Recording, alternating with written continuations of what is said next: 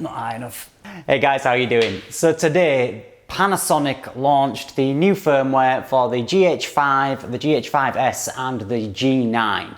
It's supposed to cure all of our autofocus issues. Well, maybe not cure them all, but they've said that there's going to be a marked improvement. So in this video, I wanted to test that, see how things have improved with the autofocus after updating to the new firmware. So I'm shooting this on a GH5S. I'm running a 17mm f1.8 Olympus lens on there. And I'm going to do a direct comparison with a 5-year-old, yes, 5 years old Canon 70D.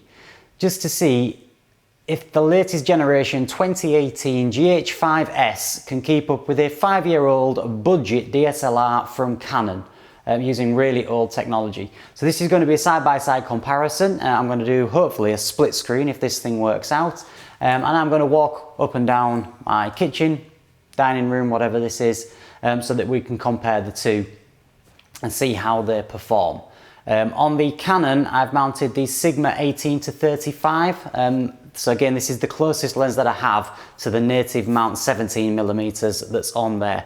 Both of them are sitting at f1.8, so we can try and get as close a depth of field as possible. I've set the framing, hopefully very, very similar between the two, and I'm going to walk around and see what the test comes out like. I will, after this, drop the Sigma 18-35 onto the GH5S using the Metabones Ultra Speed Booster to see how that performs as well. So I'm going to do some walking around now. Let's see how these things track my faces. Both cameras are recording and I'm going for a walk.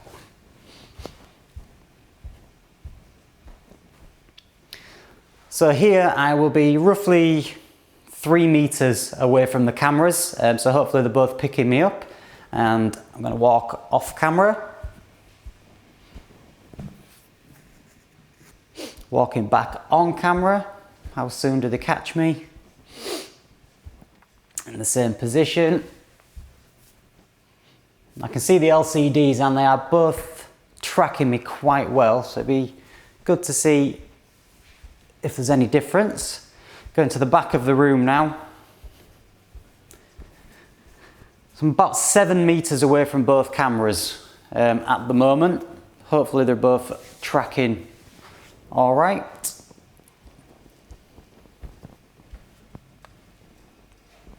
I'm keen to see the improvement. I've not really been fussed about autofocus on the Panasonics before, but people rave about the Canons. I just happen to have a Canon with me today. It's not something that I use very often, but my dad asked me to sell it on eBay, so I've got his Canon 70D. So I thought this would be a really good opportunity to test the two, kind of old technology versus new technology. So this is the two side-by-side comparison between the two cameras, then GH5 and Canon 70D. Which one worked best? We'll find out, I suppose, when I start doing some editing. Now what I'm going to do is I'm going to drop the Sigma 18-35 onto the GH5S and see if there's any difference in performance between the two, between a native mount lens and the Speed Booster and Sigma 18-35 Canon mount. Before we go any further, I just want to ask, how good does that Canon footage look? I mean, come on. I've never shot with a Canon before. I've never done any video work with Canons. I've never tested their autofocus or anything. I've seen reviews online saying how good the colour science is on a Canon and also how good the autofocus is. That has blown me away. A 5-year-old Canon, a budget Canon as well, not even a high-end Canon, makes the GH5S I've just spent $2 and a bit grand on. Oh man, and the Canon looks like that. I originally had the Canon because I was supposed to be selling it on eBay for my dad. I think I might be keeping it. It's amazing. Okay, let's carry on. So this is now the Sigma 18-35 Speed Boost Ultra. Face detection still back on. It's on f1.8 at this point in time. Because I've got the Speed Booster on, I can drop this down to f1.2, which I'll do in a minute. I can hear it clicking around, so it's obviously tracking my face to some degree, so we'll see if we've got any of the pulsing that usually goes on in the background. The contrast between myself and the background isn't massive. The walls are kind of grey and I'm wearing a grey jumper, so I don't know if that's going to make much difference or not. Again, we'll go for a walk and see how the Sigma handles this. So same again, about 3 meters away from the Sigma lens. Give it a chance to do its thing, see if it's going to catch me.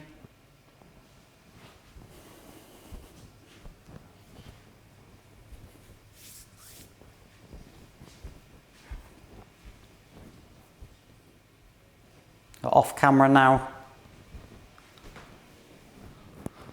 I'll come back on camera. See if it's caught me up again. I'm going to go for a walk to the back of the room. So now again, I'm stood around 6 meters away from the camera.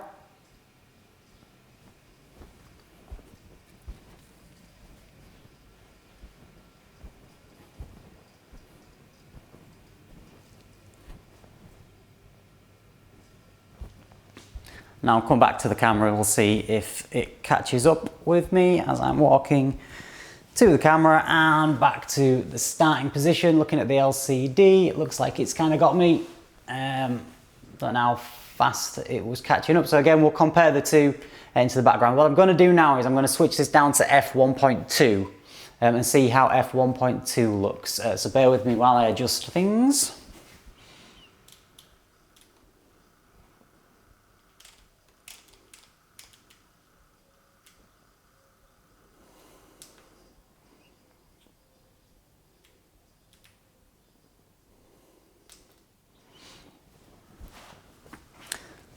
So this is f1.2. I tried this after doing the first initial firmware update and it was horrendous. The Sigma didn't seem to track onto me at all.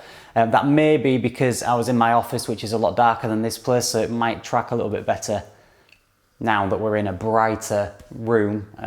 We'll do some testing and I'll go for another walk. A lot of walking in this, isn't there?